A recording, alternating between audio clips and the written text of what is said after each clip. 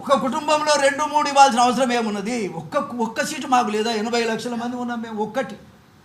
మేము అడుగుతుంది ఒకటే. కుటుంబానికి 2-3 తీసుకుంటే ఒక్కటి మాకు ఇయ్యలేరా? ఒక్క సీటుకు కూడా మా మాదిగల అర్హులు కాదా? అదన్నా చెప్పండి.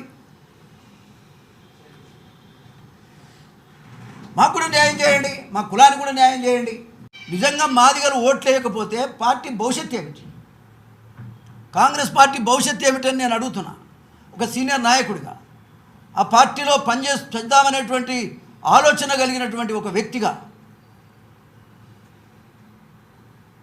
పార్టీ భవిష్యత్తు ఏమిటి?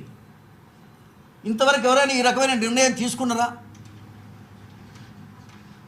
నేను 10 మంది ముఖ్యమంత్రులను చూశాను, ఎవరు కూడా ఈ రకమైన నిర్ణయం అయితే జరగలేదు. మరి ఇది ఏ రకమైనటువంటి నిర్ణయం అనేటువంటిది ముఖ్యమంత్రి గారు ఆలోచన చేయాలని నేను విజ్ఞప్తి చేస్తా ఉన్నా.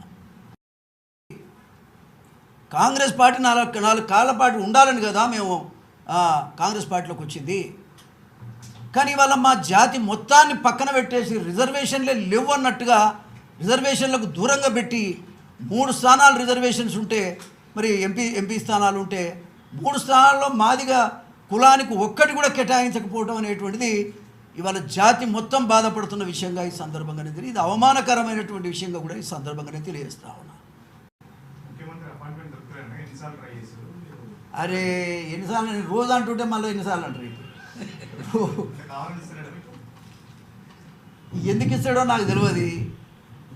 ఇక నువ్వు అడిగే క్వశ్చన్లో నేను ఏం చెప్పాలి? నేను రోజు అడుగుతున్నా.